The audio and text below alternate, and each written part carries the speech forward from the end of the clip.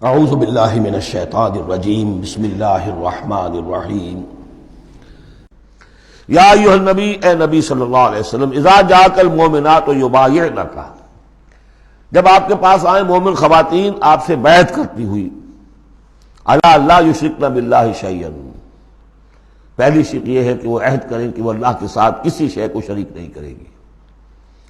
ولا یسرقنا، دوسری یہ کہ چوری نہیں کریں گی، ولا یزنینا، کوئی بدکاری نہیں کریں گی، ولا یقتلن اولادہن، اپنی اولاد کو قتل نہیں کریں گی، ولا یاتین ببہتان یفترینہ بین ایدیہن وارجلہن، اور نہ ہی وہ کوئی ایسا طوفان باندھیں گی، کوئی بہتان لگائیں گی جو ان کے ہاتھوں اور پاؤں کے مابین سے ہو، سیکسول سکینڈلز، کوئی عورت جو تہمت لگا دے کسی کے اوپر اس نے میری آبرو ریزی کی ہے یا اس نے کسی اور اعتبار سے، یہ چیزیں بھی نہیں، اور یہ ہوتا رہا ہے، انبیاء تک کے ساتھ ہوا ہے۔ ولا یعصینک فی معروف، اور آخری بات یہ اس بیعت کے اندر کہ جو بھی آپ بھلی بات ان سے کہیں گے اس کے اندر آپ کی نافرمانی نہیں کریں گے۔ یہ ہے آرٹیکلز آف بیع خواتین کے لیے۔ فبایعہن، تو اے نبی ان کی بیعت قبول کر لیجئے، انہیں بیعت کر لیجئے اپنے سے۔ واستغفر لہن اللہ، اور ان کے ساتھ ان کے لیے اللہ تعالیٰ سے استغفار کیجئے۔ ان اللہ غفور الرحیم، یقیناً اللہ غفور الرحیم ہے۔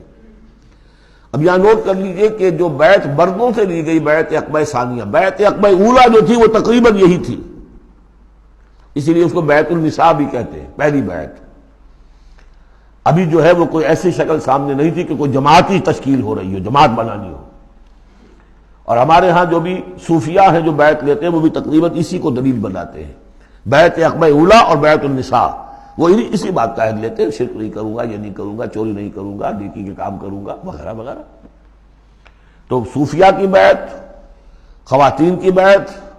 اور بیعت عقبہ اولیٰ تقریباً یہ ہے۔ لیکن وہ بیعت جس سے کہ جماعتی زندگی وجود میں آئی وہ بیعت عقبہ ثانیہ ہے۔ حضرت عبادہ ابن صامت رضی اللہ تعالی عنہ سے اس کی پورا اس کا ٹیکسٹ جو ہے وہ موجود ہے، متفق علیہ حدیث ہے، جس کو بخاری میں بھی ہے، مسلم میں بھی ہے۔ بایعنا رسول اللہ صلی اللہ علیہ وسلم، وہ فرماتے ہیں ہم نے بیعت کی تھی اللہ کے رسول سے صلی اللہ علیہ وسلم، علی السمع والطاعۃ، آپ کا ہر حکم سنیں گے، اطاعت کریں گے، فی العسر، تنگی اور مشکل میں بھی، والیسر، اور آسانی میں بھی، والمنشط، اس حالت میں بھی کہ ہماری طبیعتوں میں انشراح ہو کہ ہاں یہ کام واقعتاً بہت مفید ہے، صحیح ہے، والمکر، اور اس حالت میں بھی کہ ہمیں اپنی طبیعتوں پر جبر کرنا پڑے، ہمیں اس فیصلے کے ساتھ اتفاق نہ ہو، وعلی اثرۃ علینا، اور اس کے باوجود کہ دوسروں کو ہم پر ترجیح دے دی جائے۔ ترجیح دے دی جائے کس بات میں؟ آپ امیر بنا رہے ہیں فلاں شخص کو، یہ تو ابھی نوبارد ہے، ابھی آیا ہے، ابھی شامل ہوا ہم میں، اور ہم پرانے آپ کے ساتھی ہیں، نہیں، پریروگیٹو ہے یہ آپ کا، جس کو چاہیں امیر بنائیں۔ وعلی اللہ نضال الامر اہلہ، جنہیں آپ ذمہ دار بنائیں گے ان سے ہم جھگڑیں گے نہیں، ان سے لڑیں گے نہیں، ان کی اطاعت کریں گے۔ من اطاعنی فقد اطاع اللہ ومن عصانی فقد عصی اللہ ومن اطاع امیری فقد اطاعنی ومن عصی امیری فقد عصانی۔ وعلی ان نقول بالحق اینما کنا، آخری شق یہ کہ ہم حق بات ضرور کہیں گے جہاں کہیں بھی ہوں گے،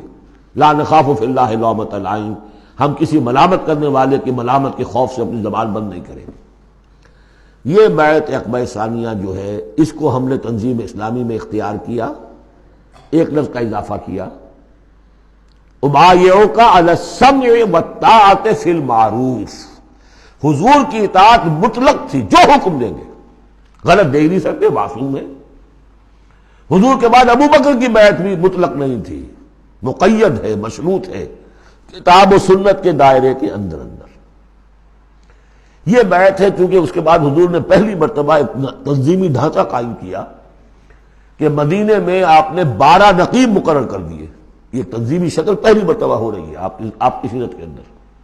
مکے میں تو چونکہ آپ خود موجود ہیں اور سب صحابہ وہیں ہیں، چھوٹا سا شہر ہے، تو کسی تنظیمی سانچے کی اور ڈھانچے کی اور لمبی چوڑی چینز جو ہے بنانے کی ضرورت ہی نہیں۔ اب مدینہ دور ہے، وہاں کے کچھ لوگ 9 خزرج میں سے اور 3 اوس میں سے آپ نے نقیب بنائے، اب ان کی ذمہ داری بنی۔ اس طرح جماعتی تنظیم جو بنی ہے وہ اس بیعت پر بنی ہے۔ البتہ چونکہ خواتین کا معاملہ یہ ہے کہ جماعتی جدوجہد جو آگے چلنی ہے اس میں جہاد اور قتال کے جو مراحل آنے ہیں اس میں خواتین کا حصہ بالواسطہ ہے، بلا واسطہ نہیں ہے، ڈائریکٹ نہیں ہے۔ وہ بیعت ان سے نہیں دی گئی، بلکہ یہی بیعت لی گئی ہے کہ اس کے اندر یہ افعال ہیں، یہ نہیں کریں گے، اور یہ کہ ہاں جو امیر ہیں حضور صلی اللہ علیہ وسلم جو بھی حکم دیں گے، جو بھلائی کا حکم ہوگا اس میں ان کی نافرمانی نہیں کریں گے۔ اس کو ہم نے تنظیم میں خواتین کی بیعت کے لیے بعین ہی یہی الفاظ اختیار کیے، اور واقعہ یہ کہ اس کا بہت ایک اہم پہلو یہ ہے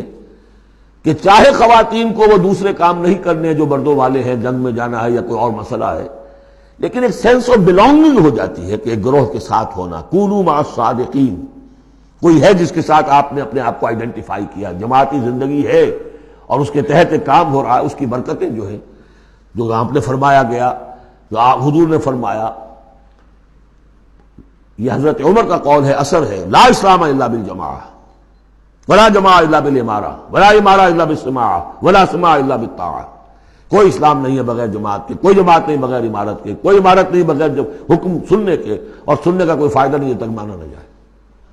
حضور نے فرمایا علیکم بالجماعہ، ید اللہ علی الجماعہ، تم پر لازم ہے کہ جماعت کی شکل میں رہو، اور اللہ کی مدد اور تائید جماعت کے ساتھ ہوتی ہے۔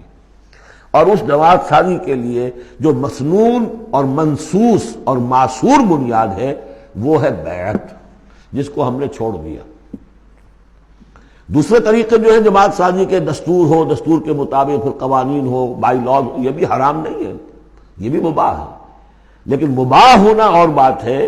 اور منصوص ہونا، مسنون ہونا، معصور ہونا یہ بالکل اور بات ہے، زمین و آسمان کا فرق ہے۔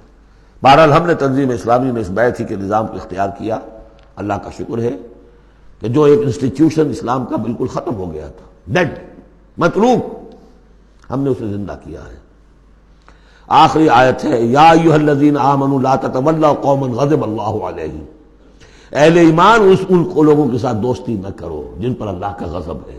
جہاں سے یہ صورت شروع ہوئی تھی، اختتام پر پھر وہی بات آ گئی۔ قد یئسوا من الآخرہ، یہ آخرت سے مایوس ہو چکے ہیں، کما یئس الکفار من اصحاب القبور، جیسے کہ کفار مایوس ہو چکے ہیں اصحاب قبور میں سے۔ اس کے دو معنی دیے گئے ہیں، جیسے کفار جو قبر میں ہیں ان پر تو حقیقت واضح ہو چکی ہے نا، عالم برزخ میں جب پہنچ گئے تو انہیں معلوم ہے، اب حقائق منکشف ہو گئے، جیسے وہ مایوس ہو گئے ہیں کہ ان کے لیے اب کوئی راستہ نہیں، اللہ کے عذاب سے بچنے کی کوئی شکل نہیں۔ یا یہ کہ جیسے یہ کفار مایوس ہو گئے ہیں کہ جو قبر میں چلا گیا اس کا کوئی باعث بعد الموت نہیں ہے، اس کو دوبارہ اٹھا جانا نہیں ہے۔ دونوں امکانات، دونوں ترجمے کیے گئے ہیں۔ تو تم ان لوگوں کی طرح نہ ہو جاؤ جو مایوس ہو چکے ہیں یہ لوگ اللہ کی رحمت سے، یہ لوگ جو ہیں، یہ جو یہودی ہیں، اور ان کے ساتھ تمہاری دوستی درست نہیں ہے۔ صدق اللہ العظیم۔